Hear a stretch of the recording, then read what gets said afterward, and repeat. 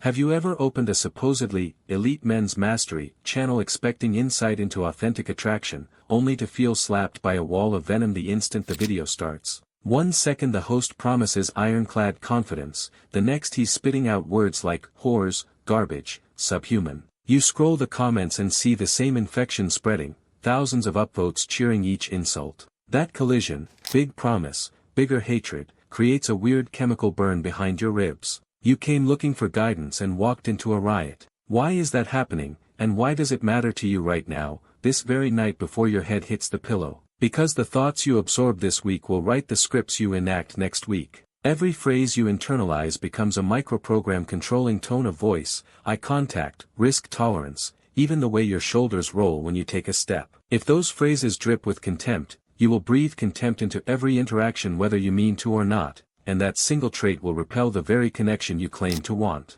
Think about the last time you genuinely laughed with a woman, a sister, a colleague, a stranger on a late-night bus. Would you knowingly trade that feeling for a temporary adrenaline rush fueled by outraged thumbnails? Millions do exactly that, conditioning their brains to light up only when anger is involved, shrinking the emotional range required for intimacy until there's nothing left but hollow bravado. The worst part, hatred feels powerful, so by the time it hollows you out you've already mistaken the echo for your real voice. Stick with me, because in the next few minutes we're going to dissect how hateful rhetoric hijacks your nervous system, trace the quiet but deadly chain reaction from irritation to isolation, and hand you a roadmap out of the blast radius. No fluff, no guru mysticism, straight to the circuitry of motivation, attraction, and social momentum. Ready? Good. Let's rip the cover off the first, nastiest lie. Picture yourself 5 years from now if nothing changes, the phone still glued to your palm at 2:37 a.m., bedroom lit by the blue glow that kidnaps your circadian rhythm. You swipe through another reel where masked avatars chant all women are whores over a trap beat. The chuckle dies, a heaviness settles in your chest that you've almost gotten used to. Peer into the mirror, jaw clenched, eyes bloodshot, shoulders rounded from hours hunched over a hate feed buffet. Your social circle shrinks, replaced by usernames you'll never meet. Now spiral forward another decade. Wedding invitations arrive less frequently because old friends aren't sure you'll behave. Office happy hours feel like minefields, you hover near exits, tossing out cynical one-liners that earn polite smirks but no genuine rapport. At night you binge-watch the very channels that stoked your isolation, comforting yourself with superiority while the quiet house around you echoes like a stripped cathedral. Doing nothing is not neutral. It's a decision to let faceless profiteers lease the prime real estate of your mind, redecorate it with graffiti, and sublet it to despair. Flip the lens and glimpse another timeline, same man, same city, but he audits his media early, swaps rage for craft, bookmarks interviews with men who speak kindly. 5 years later he's hosting a backyard barbecue filled with laughter that rings like wind chimes, a curly-haired graphic designer steals his hoodie because it smells like cedar and sunscreen. Coworkers invite him to pitch meetings because he radiates calm competence. The only variable that changed was the input. So let's break the toxic lease tonight by examining exactly how hatred metastasizes, and where to cut the power before it lights up your limbic system. I want to introduce you to 2 friends, same age, same city, similar jobs. We'll call them Andre and Malik. 2 summers ago Andre stumbled onto a Truth About Women channel that promised domination tactics. The language was brutal, the editing slick, and he binged 30 hours in a week. He stopped smiling at female coworkers. Never give free validation, the host preached. A month later he turned down a beach trip because mixed groups are drama. 6 months in he rehearsed insults in the mirror, to stay alpha. Inevitably he snapped at a woman during a routine code review and got fired. Alone and jobless, he doubled down on forums that validated his rage. Malik caught the same channel in his recommendations but sensed the emotional hangover and pivoted. He subscribed instead to skill-based mentors, body language analysts, psychologists, couples therapists. He called his sister to ask what compliments feel genuine versus creepy. He practiced conversations with strangers at the farmer's market, not to collect phone numbers but to stretch social muscles. 1 year later he's dating a ceramicist who laughs at his dad jokes and pushes him to pitch new ideas at work. Inputs create outputs. When the input is hate, the output is isolation. When the input is curiosity, the output is connection. Andre wasn't weak, he was simply misinformed and overexposed. The same could happen to any of us, which is why we need a procedure. Andre's story isn't finished. Last month he reached out after watching a balanced interview, and day 10 of a hate-free experiment already grants him deeper sleep. Redemption begins the moment knowledge meets action. Step 1 in that action plan is a brutal, data-driven feed audit. Tonight, yes, tonight, open your subscription list and tag each channel red or green. Red if posts rely on slurs, generalizations, or revenge. Green if they demonstrate skills, empathy, measurable progress. Unfollow every red source for a 7-day detox. During the same week, add 3 high-challenge, low-hate creators, a strength coach teaching progressive overload, a storytelling channel dissecting charisma in movie scenes, a licensed sex therapist posting science-backed tips. Dear viewers, when did you first notice the emotional temperature of your feed changing? Was it gradual, or did something snap like a rubber band? Share that moment below. Your story might become someone else's wake-up siren, and I'll spotlight the most insightful comments in an upcoming live stream. Add detail. The community grows stronger with specifics, and you'll gain tailored feedback. Back to the detox. Carry a small notebook or notes app and log micro wins. Held eye contact with the barista 2 seconds longer. Asked a colleague about her weekend without a script. Noticed posture straighten in reflective glass.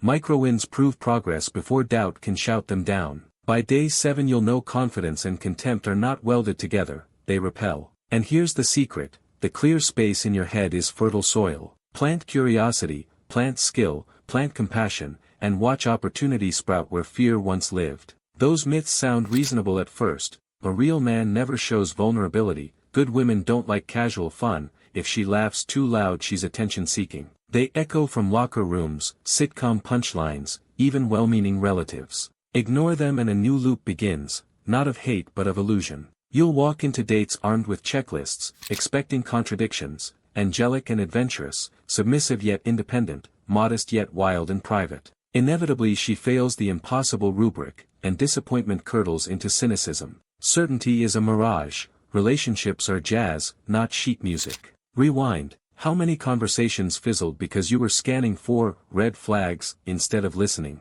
Fast forward, picture holding hands with someone who fits real you because you allowed her to be multifaceted, brilliant one moment, messy the next, same as you. If you don't drop the myths, cynicism returns wearing logic's mask, and you'll call it standards, while your heart calls it fear. First, microdose reality. Every time you interact with a woman, cashier, cousin, coworker, look for evidence that positive and negative traits coexist. Second, keep a myth versus moment journal, stereotype on left, real observation on right. Within 2 weeks you'll have undeniable data that refutes the cartoon projections. Third, practice radical question asking on dates. Instead of guessing motives, invite her to articulate them. People love to be understood. Listening is the ultimate charisma. That's the actualization. Hatred gone, competence begins, and competence starts with seeing clearly. Here's the full protocol that rescues men from both hatred and illusion. 1. Curate inputs weekly, not once. Set a recurring Sunday alarm titled, Mental Nutrition. 2. Practice mirror neutrality. Every morning state 3 neutral facts about women you'll meet, capable of kindness, has her own stressors, unpredictable. Neutrality blocks demonizing and idolizing. 3. Build experiential data. Schedule 2 social gym sessions weekly where you start 5 micro-conversations with 0 romantic agenda. 4. Skill stack. Master a passion independent of dating, martial arts, improv, Spanish. Mastery radiates. 5. Debrief with allies who celebrate women, negativity costs coffee. 6. Practice grateful assertiveness in relationships. Express appreciation while setting boundaries early. Track metrics that matter. Heart rate recovery after social risk, frequency of laughter, ratio of questions asked to statements made. Finally, install a relapse protocol. If you catch yourself doom-scrolling hate, stand, breathe box cycles, play a favorite song, text a friend with 1 win from the day. Follow these moves for 90 days and you'll reach a new baseline,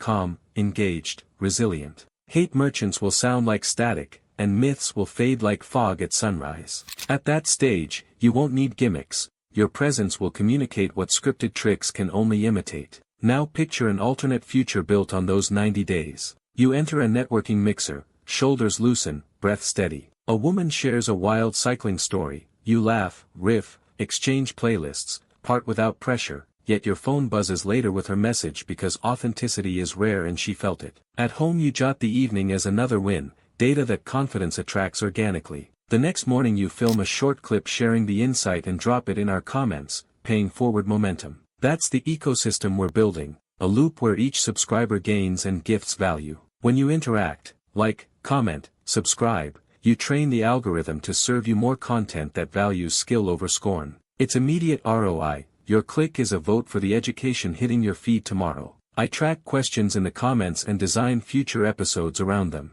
Imagine opening YouTube next week to find a deep dive on your sticking point. That's co-creation. To sweeten the deal, I'm selecting 3 commenters this week for a private Q&A where we break down real-world scenarios via video call. The entry fee is honesty. Write your experience, hit post, watch the ripples travel outward. Your future self, and the quieter, anxious men reading silently, will thank you for the courage. Choose creation over corrosion today. We started with a brutal question and ended with a roadmap from venom to vitality, but let's close with something personal, the sense memory of possibility. Tomorrow morning, when sunlight leaks through your curtains, you'll have a split-second choice before habit takes the wheel. In that dawn sliver you can reach for the same phone and slide into the same sludge, or sit up, plant your feet on cool floorboards, and breathe 3 slow breaths that remind your nervous system who's in charge. If the old reflex pulls you anyway, don't panic. Neural pathways don't vanish overnight. Smile, say, old pattern, I see you, redirect,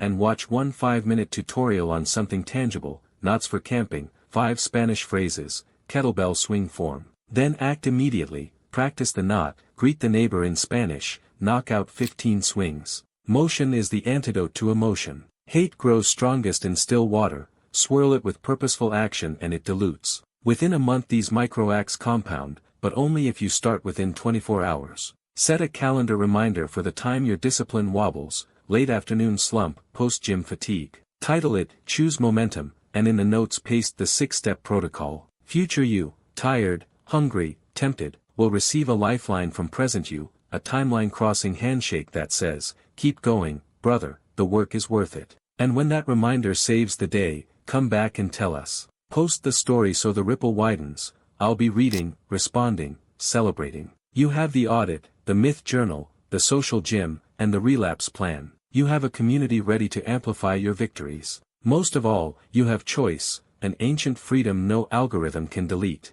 Use it boldly, use it often, and let's meet again soon with bigger questions and sharper tools. Until then, keep your mind fed, your standards real, and your energy high. Life's too short for cages. I'll see you in the next upload. Stay luminous, my friends.